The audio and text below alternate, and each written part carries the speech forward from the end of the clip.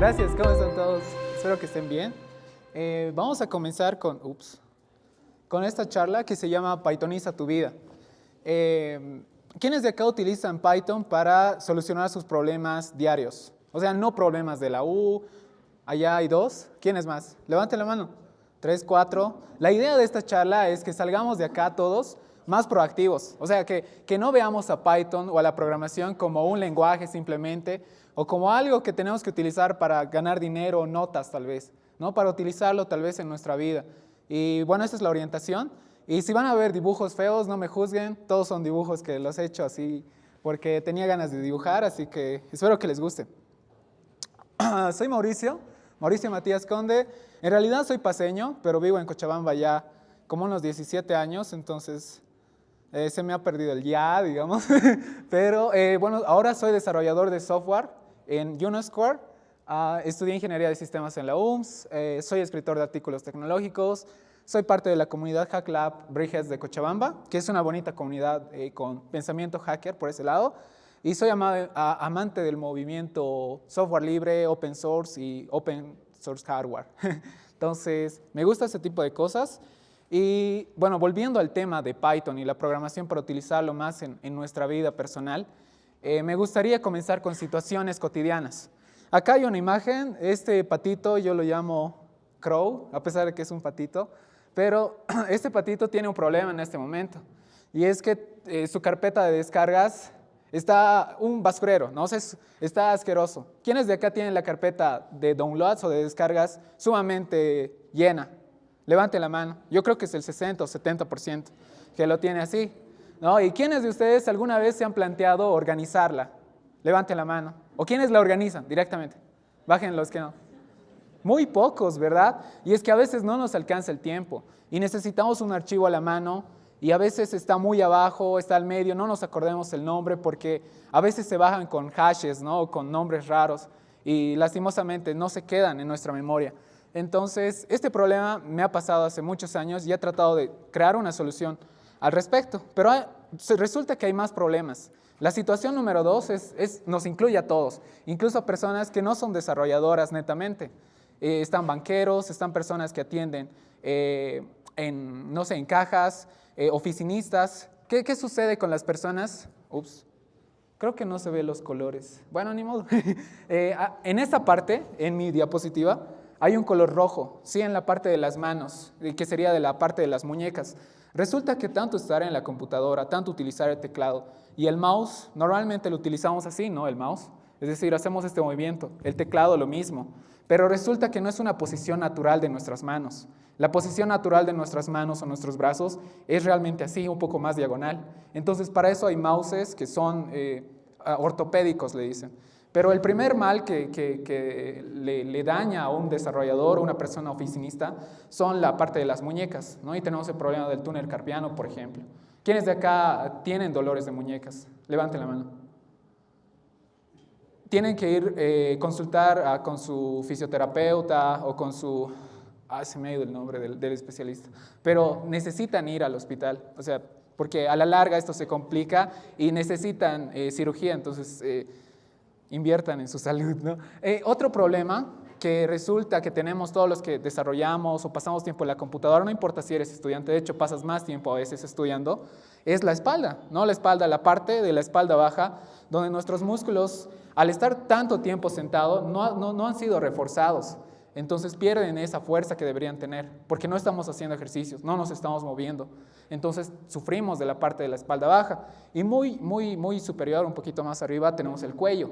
El cuello porque la pasamos así en la computadora, porque no tenemos la mesa ideal, ¿no? Y es difícil conseguirla, pero podemos improvisar poniendo algunas maderitas o viendo de bajar la silla, no sé, o sea, hay formas de darse esa necesidad o de cubrir esos malestares. Pero luego les voy a explicar cuál es una de las soluciones que he encontrado aquí con Python y con la programación. ¿No? Y estas son algunas de las frases que solía decir para justificar lo que hacía, ¿no? En ese entonces. ¿Por qué pasó por todo eso? Y luego hay muchas otras situaciones en las que tenemos que tomar screenshots. Por ejemplo, alguna vez me ha tocado tomar screenshots de más de 10 dashboards de 5 días de las 24 horas del día. Imagínense, si multiplicamos eso, son 1200 screenshots que tienes que sacar a un navegador. o sea, a un tablero con, no sé, tortas, con timelines y ese tipo de gráficos. Entonces es un trabajo hormiga, ¿no? O sea, lo tendríamos que hacer uno por uno. Imagínense, 1200 esa actividad, es un montón de tiempo. Entonces, ¿podemos utilizar la programación para solucionar ese tipo de problemas? Sí. Y luego, otra situación, por ejemplo, trabajar con Google Workspace y tener varios Meets y tú estar tan concentrado que olvidas que tienes esos Meets, ¿no? Entonces, puedes hacer de alguna forma automatizar para que se te recuerden esos Meets. Luego tenemos la descarga de datos de algún tipo de almacenamiento cloud programáticamente, copiar una porción de código en una imagen coloreada, formateada, lo que le dicen code snippets, creo, y como que guardarla en una carpeta determinada, conseguir una cita en migración, por ejemplo, para sacar el pasaporte, alguna vez lo he hecho, y recolectar cualquier tipo de información de la web. Entonces, aquí podemos ver más situaciones. Estas son situaciones muy personales, pero cada uno de nosotros tiene su vida, ¿no? Es decir, tiene un problema que puede resolver. Entonces, les pido ahora que piensen en qué problema tienen ahora que podrían resolver con la programación o pensando de esta forma, ¿no? Y ahora les recuerdo, ¿no? Les vuelvo al inicio, cuando hablábamos de cómo están utilizando Python en este momento. Y la mayoría utiliza Python, por ejemplo, en la U, para hacer algún tipo de proyecto y obtener una nota, ¿no? Es algo bastante exteriorizado, se podría decir. O utilizamos Python para comer, ¿no? O sea, para trabajar, para ganar dinero. Entonces, esas son a veces nuestras motivaciones. Pero resulta que podemos enfocarnos un poquito más y pensar que podemos hacer o cambiar nuestra vida de alguna forma utilizando Python para nosotros mismos. Y ese cambio de perspectiva es bastante interesante y de hecho la idea de esta diapositiva y de toda la charla es que podamos utilizar la programación para nosotros y divertirnos en el camino. Otra cosa muy importante que tenemos que recordar es que Python, C#, JavaScript solamente son lenguajes. O sea, no importa la tecnología. Ahorita estamos hablando de Python porque Python es sumamente genial, es fácil de utilizar, es hasta como que escribir en lenguaje humano, ¿no? Porque no tiene comillas y no necesitas realmente muchas sintaxis para hacer cosas simples, pero es al final de cuentas un lenguaje. Y la meta de un lenguaje es la comunicación, es establecer una vía de comunicación entre nosotros como humanos y la computadora. Entonces nosotros como humanos damos órdenes y la computadora nos obedece. De hecho sería hasta como un segundo cerebro, ¿no? Si lo pensamos así. Si le damos una tarea corriendo a la computadora, mientras nosotros nos estamos ocupando en cosas más interesantes, realmente estamos optimizando nuestro tiempo y es como si tuviéramos un segundo cerebro, que es lo que son nuestros celulares, ¿no? Que son las aplicaciones que manejamos, que nos facilitan el tiempo y bueno, más o menos así. Y luego, acá hay una frase, ¿no? Que me motiva a hacer esta diapositiva, es ¿por qué hacer algo que te toma 15 minutos si puedes automatizarlo en 3 horas, ¿no? Y les parecerá tonto, ¿no? Porque, o sea, puedes gastar 15 minutos en hacer algo y automatizarlo cuesta 3. O sea, evidentemente es mucho, ¿no? El desarrollo, lo que te cuesta hacer, implementar el código, hacer pruebas y demás. Pero a la larga tiene que verlo como una inversión a largo plazo, ¿no? De que estos 15 minutos en una semana van a ser ¿cuánto? Van a ser 105 minutos. En 3 semanas van a ser 315 y así sucesivamente. Entonces puedes ver que a la larga te conviene realmente automatizar una tarea que te cuesta 15 minutos, por ejemplo. Ahora, para la situación 1, por ejemplo, desarrollé un script. Ustedes pueden ver el enlace ahí. Toda esta diapositiva es libre, ustedes pueden hacer modificaciones y demás. De hecho, está online. Al final les voy a mostrar el enlace. Pueden contribuir a este proyecto que se llama Directory Organizer, que te permite organizar tu directorio de descargas, ¿no? Entonces, todo lo que copies, todo lo que mueves, todo lo que se descarga en tiempo real, se va a ir moviendo a carpetas. Carpetas docs, carpetas de código, carpetas de documentos, carpetas de videos, imágenes, sonidos y demás. Entonces, cualquier archivo se va a ir copiando. No necesitas realmente tú darte la tarea de hacer eso por tu cuenta. Y para la situación 2 tenemos algo similar, ¿no? Para la situación 2 les había expuesto que nosotros los desarrolladores, los que trabajamos en oficina, tenemos estos problemas en nuestro cuerpo. Y lo que yo hice es hacer un script que cada 60 minutos me recuerde que tengo que hacer ejercicios. En la casa yo me había comprado unas mancuernas, por ejemplo, Y este script sirve en función a qué instrumentos tienes en casa para hacer ejercicios. Y yo le decía a mi script, ¿no?, que solo tengo mancuernas, entonces recomendábame cosas para mancuernas. O tal vez ni tengo y recomendábame cosas como para hacer simplemente con el cuerpo, que es la calistenia, ¿no?, comúnmente conocida. Entonces cada 60 minutos me recordaba, se abría un navegador, un tab, una nueva ventanita, y me decía, ¿sabes qué? Haz este ejercicio. Y yo lo seguía, ¿no? Entonces, de esa forma es que he podido como que solventar el problema de dolores en la espalda, de dolores en el cuello, de dolores en las muñecas. Y ya eventualmente me ha gustado y he empezado a ir al gimnasio, ¿no? No como una meta de me voy a poner mamado, por así valga la palabra, sino simplemente quiero estar saludable, ¿no? Porque me conviene. Y aparte es genial estar saludable, ¿no? Entonces, esa era mi meta con eso. Y bueno, ustedes se preguntarán, ok, es genial, pero a mí me cuesta materializar realmente estos proyectos. ¿Por dónde puedo empezar? ¿Cómo puedo realmente iniciar en este mundo? ¿O cómo puedo plasmar mi idea y que se vuelva realidad? Y acá está lo interesante, y existen varios modelos para resolver problemas. Uno de ellos, que seguramente lo han visto en Introducción a la Programación tal vez, es el modelo de George Polya. El modelo de George Polya está definido en 4 fases. La primera es analizar el problema. Analizar el problema consiste en ver todas las variables que están ingresando a tu sistema, todos los datos que tú tienes, si realmente los conoces o necesitas estudiarlos, si realmente son suficientes o necesitas más información o contexto. Y ya luego sigue elaborar un plan. Una vez que estudias, conoces los datos, has analizado realmente el problema, porque la mayoría hace esto de primero voy a hacer código y luego voy a pensar cómo resolverlo, ¿no? Y eso está mal. En realidad, la mayoría de los programadores, los buenos programadores, desarrolladores de software, realmente piensan en el problema un buen rato, y luego recién hacen el código. Entonces, la parte del código es la más simple, la parte de resolver el problema es la clave. Y bueno, la parte de elaborar es la clave, entonces elaborar el plan. Una vez elaboras el plan, puedes llevarlo a cabo. Ahora, este modelo aplica en general a la resolución de problemas, no solo de programación o de este tipo de tecnologías, sino que implica a cualquier otro problema que tú tengas. Entonces, más adelante les voy a mostrar una versión modificada de este modelo. Y la segunda es llevar a cabo el plan, desarrollas, si te funciona, haces pruebas y demás. Y finalmente haces una reflexión, una retrospectiva de si realmente ha funcionado o has resuelto el problema. Si no has resuelto el problema, puedes volver a la parte de analizar el problema y puedes completar el ciclo, ¿no?, hasta que resuelvas tu problema. En eso consiste el modelo de George Polya. Y luego, lo que yo les quiero presentar es este nuevo modelo que yo lo llamo Fun Driven Development, ¿no?, desarrollo dirigido a través de la diversión. O sea, ¿ustedes conocen el TDD? ¿Quiénes conocen TDD, por ejemplo?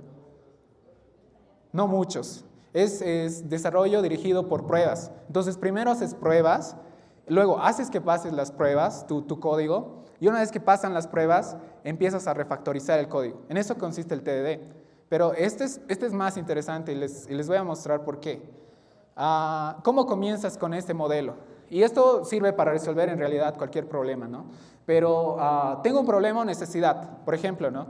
Tiene que ser un problema o necesidad. En este caso, es más motivacional cuando es un problema o necesidad que es propia, que es para mí, ¿no? Que es algo que voy a resolver para mí. Porque si resuelves un problema tuyo, no tienes que ser tan exigente. Es decir, no tienes que cumplir métricas siquiera. O no vas a recibir un pago al final de tu jornada. Realmente vas a aprender algo interesante y bueno, ese es el pago. Y vas a resolver un problema tuyo. Pero no necesitas cumplir métricas de calidad, no necesitas implementar un programa con gran performance, no necesitas seguir buenas prácticas. O sea, todo lo que digo no, en el trabajo no aplica, pero en la vida personal sí. O sea, ustedes pueden hacer lo que quieran realmente, ¿no?, con su código, con la tecnología que desarrollen. Así que la segunda pregunta que nos hacemos es, ¿puedo delegar o automatizarla? ¿Puedo hacer que la computadora lo haga por mí o tengo que hacerla yo?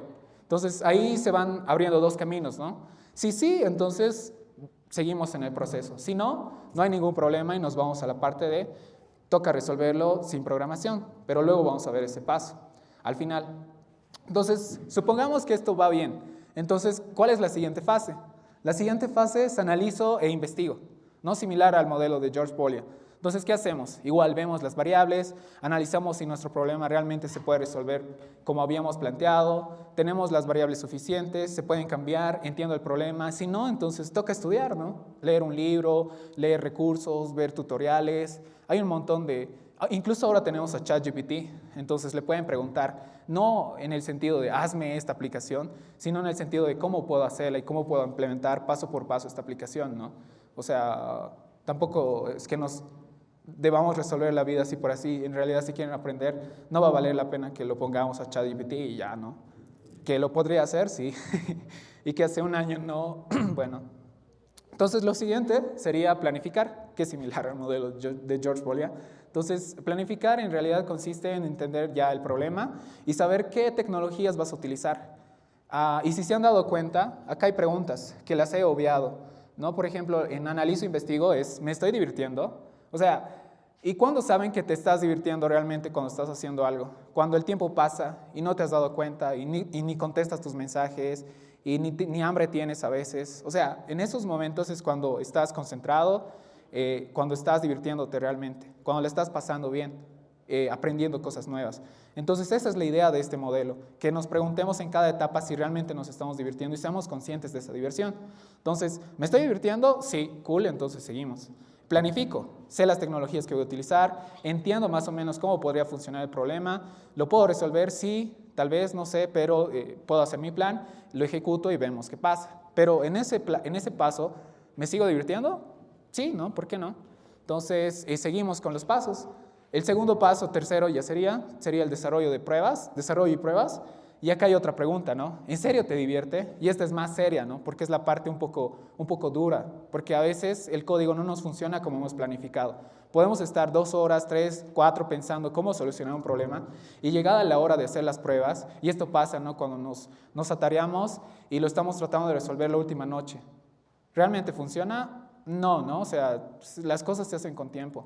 Y a veces sale bien porque a veces no es tan complicado, ¿no? Pero la mayoría de las veces sí falla. Entonces, esta parte es interesante. Entonces, te preguntas, ¿en serio te divierte?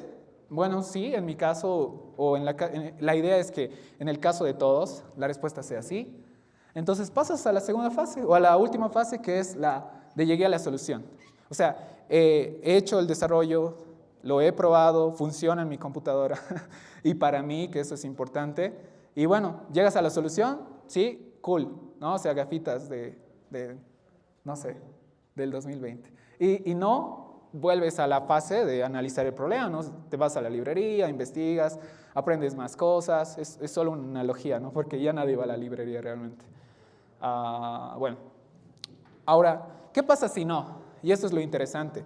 ¿Qué pasa si no puedes resolver el problema con programación o con Python o con cualquier herramienta que ustedes quieran utilizar?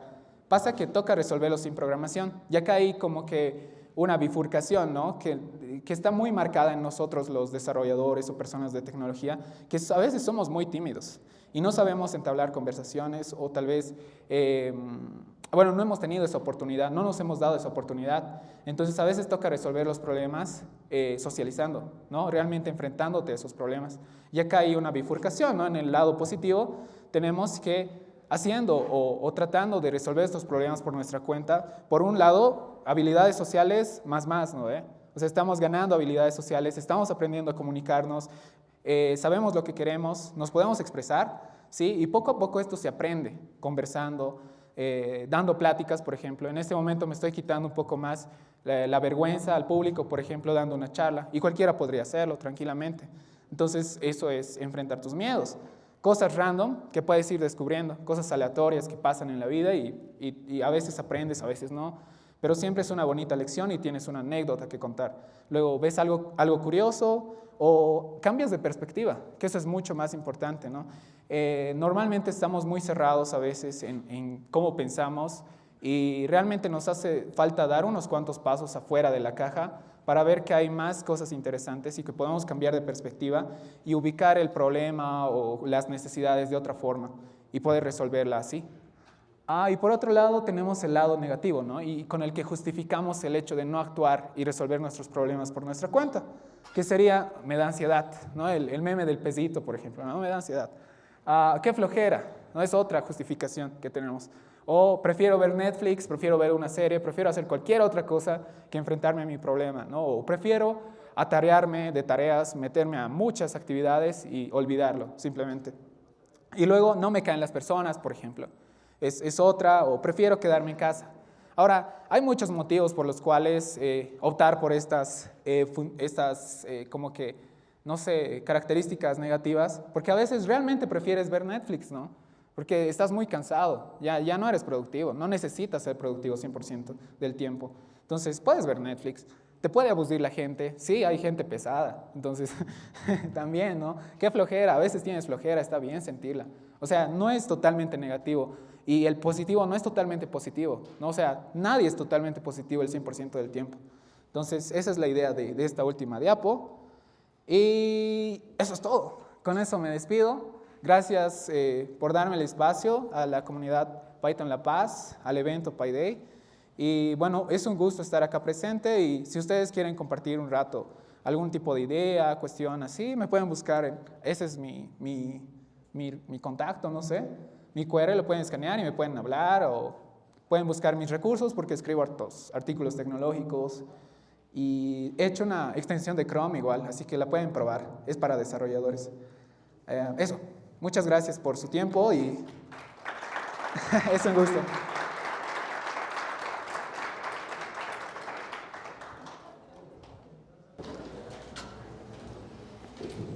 Muchas gracias, Mauri, por tu charla. ¿Alguien tiene alguna pregunta para Mauri? Ah, sí, por si acaso tengo premios de mi empresa también. Les voy a dar a los que pregunten. Pueden ganar fondos y premios de la empresa. Aquí vamos con una pregunta. ¿Qué tal? Gracias, estaba muy interesante la charla. Tengo dos consultas que, como decías, tener sobre algunos scripts para solucionar tareas repetitivas como lo hiciste. Y bueno, ya tenemos tantas tareas que habíamos automatizado con Python, pero queríamos llevar un servidor porque ya no podía estar en la computadora. No sé si llegaste hasta ese punto y ¿qué nos puedes recomendar? Porque no funciona un servidor y nos complicábamos con las configuraciones y demás.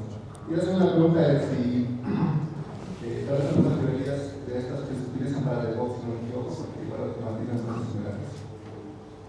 Bien, les cuento que no soy tan as en DevOps y en la parte de cloud, pero sí me ha llevado a tocar o llevar estas aplicaciones que automatizan la vida a cloud. Entonces, lo que yo hago es sacar una máquina virtual, que es un Linux, que con un Debian o con un Ubuntu, por ejemplo, ¿no? Ya tiene Python por defecto muchas veces. Preparo el entorno virtual para que las dependencias se instalen, para que esté todo limpio, ¿no? Preparo el código y demás. Lo monto. Ahora depende, ¿no? Si tu aplicación o si tu script automatiza web, por ejemplo, no va a poder levantar un navegador, ¿no? Porque no tiene pantalla. Entonces haces headless, que le dicen, ¿no? Que sería como que levantar un navegador en background y hacer una automatización por detrás, ¿no? También. No siempre implica un navegador, ¿no? Lo que yo, por ejemplo, he hecho es llevar o automatizar la recolección de periódicos nacionales, bolivianos y de otros países y centralizarlos y hacer un análisis de datos para ver qué se estaba hablando en este momento. O sea, para ser de cierta forma imparcial, ¿no? Porque muchas veces hay periódicos que son más de la izquierda, más de la derecha, más del punto neutro, y por ejemplo, entonces podemos ver ahí qué periódico está más orientado a qué lado y demás. Entonces, la cuestión es entender qué proveedor cloud te funciona, ¿no? Yo utilizaba DigitalOcean, ahora estoy pasando a Amazon Web Service, entonces así vas curioseando, ¿no? Levantas una máquina, levantas lo que necesitas, le instalas lo que quieres, a veces funciona, tienes que seguir probando. Y lo que les aconsejo es que utilicen Docker, ¿no? Porque Docker va a garantizar que lo que tú hayas hecho en tu entorno de desarrollo también se pueda reproducir en tu entorno de producción. Eso. Muchas gracias. Acá tenemos otra pregunta. Ah, te voy a dar regalo luego. No, está en mi mochila y sí, se me ha ido. Sí, por favor. Hola. Buenas, yo ahorita soy novato y quisiera saber cuáles son algunos límites que se puede automatizar con Python. Límites, en realidad no hay límites. O sea, lo último que tienes que pensar son los límites, ¿no? En realidad, porque, por ejemplo, tal vez limitantes va a depender de qué quieras automatizar. Por ejemplo, si quieres recolectar información y es una página privada, como por ejemplo Facebook, Instagram y demás, necesitas hacer login, necesitas una cuenta y demás. Entonces, si quieres scrapear, a muchas veces te banean, ¿no? Entonces, descargas automáticas, sí. Puedes hacer enumeración de archivos, por ejemplo, para descargarlos programáticamente también. Sí, hay un montón de cosas que puedes hacer y realmente no se pongan un límite. O sea, y esto como consejo, ¿no? No hay realmente un límite para lo que quieran hacer. O sea, tal vez suena poético, ¿no? Tipo, no hay límites en la vida, querer es poder y demás. Pero, o sea, realmente ustedes tienen la capacidad para hacerlo y el tiempo lo va a determinar, ¿no? ¿Mm? Acá tenemos otra pregunta más y una última. Ah, ya. Hola, mi nombre es Julián Torres, quiero felicitar por la charla que diste. Tengo una pregunta. Ya que tú pones el tema de dejar tareas por el lado y llegamos a procrastinar en muchas cosas, ¿cómo fue el proceso? ¿Cómo fue tu proceso de superar esto y algún libro que tú recomiendes que te haya ayudado? Ah, ya. O sea, superar la procrastinación. Sí. Hasta el momento les puedo asegurar que no he superado la procrastinación. O sea, es decir, es un problema constante que tenemos y no está mal. O sea, simplemente a veces no te da ganas de hacer las cosas y no necesariamente tienes que ser 100% productivo. O sea, no necesitas ser. Y a veces nos reprochamos por no serlo, ¿no? Me pasaba mucho que si estaba tomando el tiempo libre y estaba haciendo otras cosas como jugando videojuegos, por ejemplo, o saliendo a algún lado a conocer cosas, me sentía mal porque no estaba haciendo librerías, no estaba haciendo código, no estaba haciendo esto, no estaba haciendo el otro, no estaba invirtiendo bien mi tiempo. Y sí, somos jóvenes y la mayoría tenemos el tiempo necesario para desarrollar nuestras habilidades. Y es bueno tener esa dualidad, ¿no? de una persona que puede desarrollar sus habilidades, sus destrezas, pero también una persona que puede socialmente ser activa, que puede colaborar en comunidades tal vez. O sea, hay formas de utilizar tu hobby, que es la programación, como parte social, ¿no? Que es lo que yo hago en mi comunidad, por ejemplo. Por un lado, hablo con estas personas o con mis amigos de tecnología, pero también comparto, o sea, de mi vida, por ejemplo, personal. Entonces, y un libro que recomiendo es Automatizando las cosas aburridas. Es un de No Stars Spread, creo que es la editorial. Ese libro es bueno. Sí. Muchas gracias. Vamos con nuestra última pregunta. Hola, ¿qué tal? Me encantó mucho la charla en lo personal y quisiera consultarte si nos podrías recomendar algún programa para automatizar el tracker de hábitos o el seguimiento de hábitos que nosotros podamos tener y no lo hagamos constantemente manual. ¿Qué programa? Para hábitos, no he utilizado. Soy una persona desorganizada, a pesar de que parezca que hago este tipo de cosas. Realmente no tengo un to-do list de qué cosas voy a hacer en el día. Tampoco tengo un tracker de tiempo de qué voy a hacer, pero sí en mi mente destino tiempo. Por ejemplo, no puedo seguir horarios yo. Soy una persona desorganizada. No puedo seguir de 8 a 10 trabajando y de 10 a 12 viendo tele o haciendo otra cosa. No puedo. Es muy estricto ese horario para mí. No me funciona. Entonces, ¿qué hago? Pienso que puedo darle 2 horas al día, cualquier hora, para hacer programación o para aprender algo y 2 horas para distraerme, ¿no? En ese caso, simplemente cumplo las horas, no necesariamente en un horario estricto, y así te organizas. Ahora, para organizarte, he estado viendo que Notion es bueno, o sea, que tiene templates bonitos y demás, entonces no lo uso, pero les recomiendo. De verdad, no lo uso. Muchas gracias. Ahí hay una pregunta más, es la última. Ay, bueno. Sí, perdón. Vamos con la última. Ahora sí, la última de verdad. Sí, no, de verdad. Es que tengo varios regalos, sí. Ya. No, de verdad. Sí, por ser valiente. Así hay que ser lanzados. Sí. Saliendo de acá tienen que confesar. No, mentira, no, tampoco así.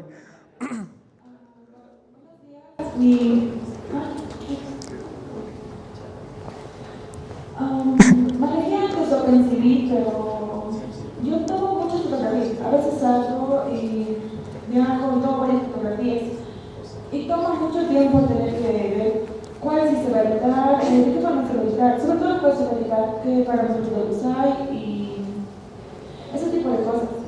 Ayer trabajé en un proyecto con lo que eran pruebas histológicas de cáncer de cuello uterino anteriormente. Wow. Quiero saber si hay proyectos que tú conozcas enfocados justamente en definir criterios para lo que es el manejo de imágenes de la internet. Ya. ¿Podrías utilizar algún tipo de modelo tagueo, ¿no? Es decir, hay modelos que tú le pasas una imagen y te van reconociendo, por ejemplo, pesos, casas, autos, patios, personas. O sea, son modelos de segmentación, de hecho.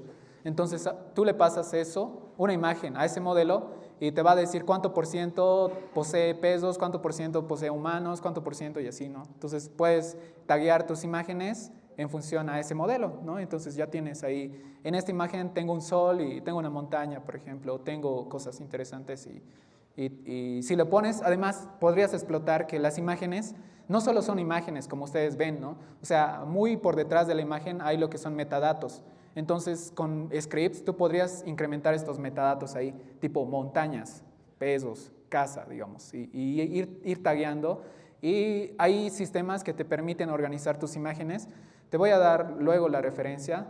No tengo el programa, pero he conocido un fotógrafo que tagueaba con metadatos sus fotografías y ya solo buscaba como que en una base de datos de imágenes y la consulta era instantánea. Incluso podías hacer resizing de tus propias imágenes, podías quitarles fondos y demás. O sea, es un proyecto open source, de hecho.